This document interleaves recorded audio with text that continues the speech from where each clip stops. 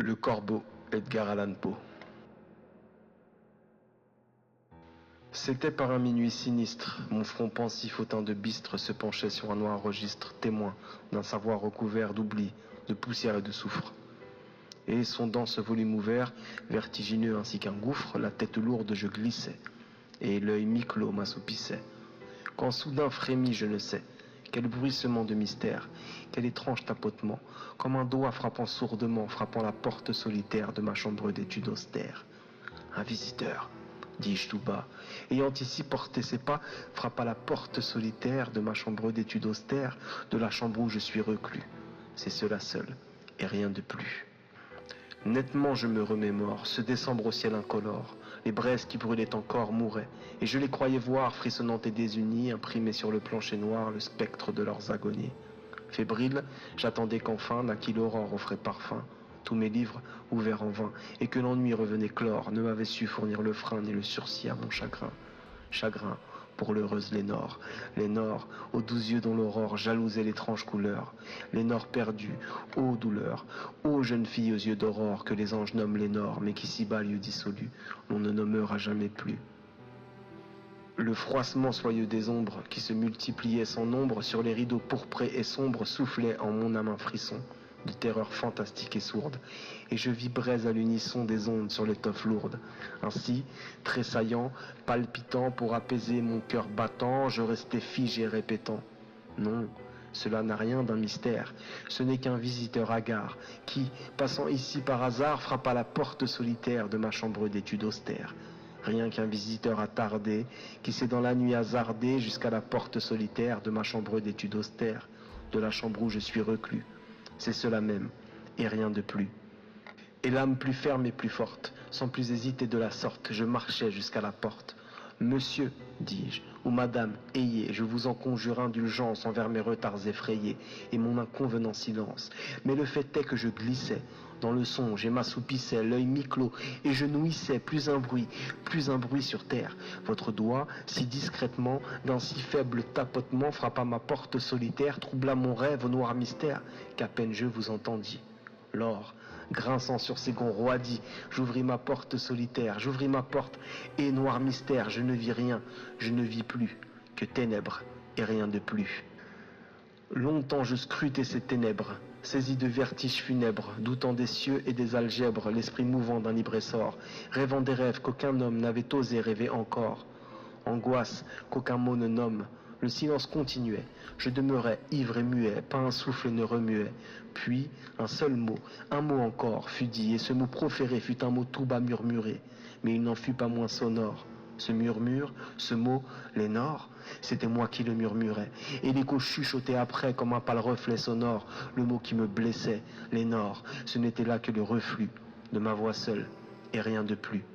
Je rentrai dans ma chambre close, l'esprit consumé de névrose, soudain j'entendis quelque chose frapper à mon volet fermé, frapper plus fort que tout à l'heure, et mon cœur battait alarmé.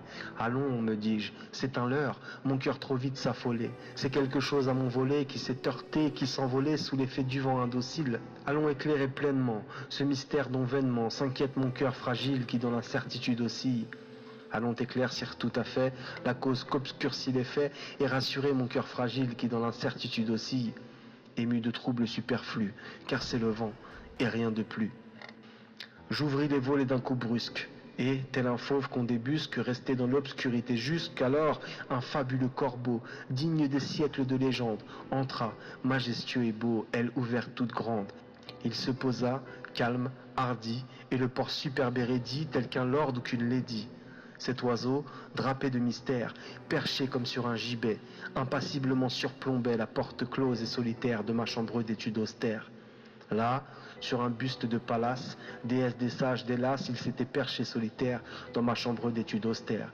Il s'était perché noir intrus, assis, tranquille, et rien de plus.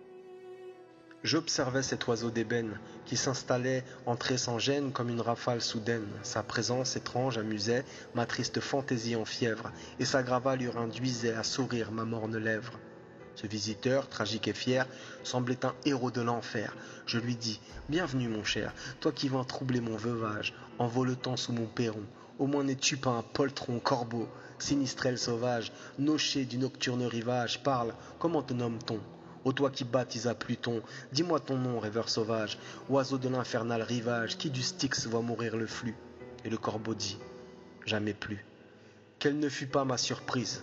L'oiseau parlait avec maîtrise, comme on parle une langue apprise.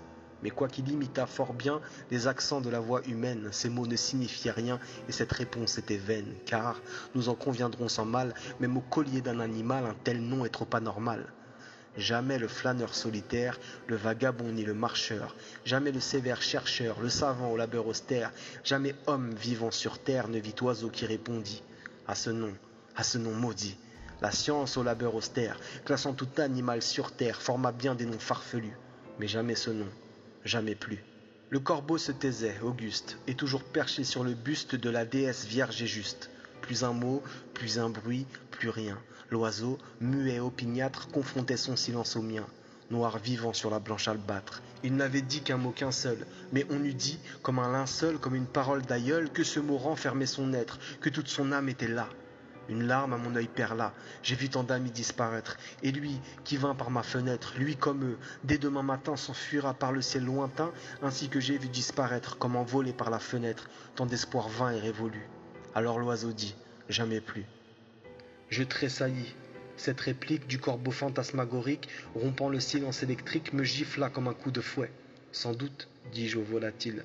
Ce mot est l'unique jouet de ta vocalise inutile. Oui, c'est là tout ce que ton bec retint d'un vieux maître à l'œil sec, que maint désastre et maint échec, et les cortèges d'infortune ont suivi longtemps. Si longtemps, qu'enfin tous les mots égrottants dans sa voix ne formaient plus qu'une syllabe, un seul cri de rancune. Qu'enfin, tous les déprofondissent, que son espoir chanté jadis s'amenuisait à n'être qu'une rengaine d'absurde rancune. Enfin, son cœur n'entonnait plus qu'un refrain. Jamais, jamais plus. Et le corbeau, simier fantasque, qui de palace ornait le casque énigmatique ainsi qu'un masque, était redevenu muet. Ma triste fantaisie en fièvre, obstinément insinuait un sourire au coin de ma lèvre. Lors, poussant un large fauteuil, je m'installai devant le seuil, devant le buste, devant l'œil de mon visiteur solitaire. Je m'efforçais de raisonner, spéculer, déduire, enchaîner, soumettre l'étrange aux critères, élucider tout le mystère. Que voulait dire l'augural oiseau, le maigre et sépulcral corbeau? Quelle clé, quel critère saurait décrypter le mystère qu'enfermaient ces deux mots conclus, ces mots croassés, jamais plus? Et le corbeau, simier fantasque, qui de palace ornait le casque, énigmatique ainsi qu'un masque, était redevenu muet. Ma triste fantaisie en fièvre, obstinément insinuait un sourire au coin de ma lèvre. Lors, poussant un large fauteuil, je m'installai devant le seuil, devant le buste, devant l'œil de mon visiteur solitaire.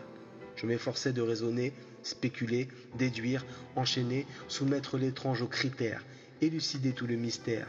Que voulait dire l'augural oiseau, le maigre et sépulcral corbeau? Quelle clé, quel critère saurait décrypter le mystère qu'enfermaient ces deux mots conclus, ces mots croassés, jamais plus? Je creusais dans la solitude de ma chambre austère d'étude, conjecturant sans certitude, incapable d'apercevoir la clarté, le mot de l'énigme. Je n'adressais à l'oiseau noir plus un son, plus un borborigme, mais ses yeux au regard malsain me perçaient de traits assassins. Je m'enfonçais dans les coussins, et ma tête, au front déjà chauve, plongeait avec ses pensées lourdes dans un océan de velours qu'une basse lampe d'alcôve faisait reluire en vague mauve. Je songeais toujours, l'œil ardent, au creux du fauteuil regardant, sous la douce lampe d'alcôve, reluire ainsi le velours mauve, que ces longs cheveux disparus ne frôleront à jamais plus. L'air s'épaississait, insalubre, au fond de ma chambre lugubre, et, tel qu'un dément élucubre, je m'écriai lors, ô parfum, jaillit des encensoirs célestes que balancent les séraphins, anges au pas discret et leste. Oui, je sens leurs pieds effleurant le tapis, ils passent, fleurant le népenthes, tiède, écœurant, si doux pourtant, presque inodore, remède au douloureux dépit. Dieu m'envoie enfin le répit, vienne le temps, naisse l'aurore, où je l'oublierai Malénor, perdu au royaume d'Hadès. Bois, mon cœur, bois ce népenthes, oublie, oublie, ô Malénor, qu'enfin tes yeux d'aurore de mes souvenirs soient exclus. Et le corbeau dit, jamais plus. Prophète, dis-je, ô créatures de l'enfer ou de la nature, mes prophètes, oui, je t'en conjure, quel que soit le souffle porteur qui jusqu'ici pousse à ton aile, envoyé par le tentateur, guidé par la main éternelle ou par la tempête à portée, en ce lieu morne et déserté, ce cachot par l'horreur hanté, qui que tu sois, sinistre augure, je t'en conjure en vérité. Dis-moi, de ton bec irrité, ô toi qui fouilles ma blessure, dis-moi, corbeau, je t'en conjure, s'il existe en ces lieux maudits un baume de Judée. Oh, dis, s'il est un baume à ma blessure, corbeau, dis-moi, je t'en conjure, si les gouffres sont absolus. Dis, le corbeau dit, jamais plus. Prophète, dis-je, ô créatures, de l'enfer ou de la nature, mes prophètes, oui, je t'en conjure, par le ciel au-dessus de nous, je t'en conjure et je t'implore. Corbeau, je t'implore à genoux, par le Dieu vivant que j'adore. Si tu l'adores, dis-moi, dis à mon âme, à mon cœur maudit, dis-moi s'il est un paradis où je pourrais l'étreindre encore, celle-là perdue à jamais, celle-là seule que j'aimais, la sainte, la pure, Lénore. Dis-moi si les cieux, si l'aurore, les jours, les nuits me répondront. Ah, dis-moi s'ils me la rendront, la jeune fille aux yeux d'aurore que les anges nomment Lénore. En quel Éden, par quel salut? Dis, le corbeau dit, jamais plus. Je hurlais de rage soudaine, que cette parole inhumaine soit ta dernière, oiseau de haine. Retourne aux nuits qu'aucun fanal, qu'aucun astre jamais n'allume.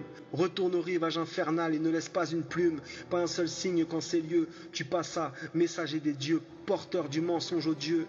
Pars donc si tu ne peux te taire, car tu mens, et tes mots affreux dévorent mon esprit fiévreux. Laisse-moi songer solitaire dans ma chambre d'étude austère. Ô corbeau, cruel disséqueur, retire ton bec de mon cœur, fuis de ma chambre solitaire, laisse-moi dans l'étude austère, laisse-moi seul, seul et reclus. Pars, le corbeau dit, jamais plus. Et le corbeau, depuis cette heure, demeure assis, toujours demeure assis en ma morne demeure. Perché, noir, au-dessus du seuil, sur le buste empreint de sagesse, il veille, lugubre, et son œil, surplombant l'œil de la déesse, semble être celui d'un démon qui rêve. J'entends son poumon souffler un ténébreux sermon, Nevermore, aux visions sombres. La lampe, au-dessus du corbeau, sur le sol froid comme un tombeau, projette un large cercle d'ombre que maintes livres d'études encombrent. C'est à mes pieds comme un ravin, que je sonde en vain et qu'en vain ma science impuissante encombre. Las, prisonnier du cercle d'ombre, mon esprit gisant et perclus ne s'élèvera jamais plus.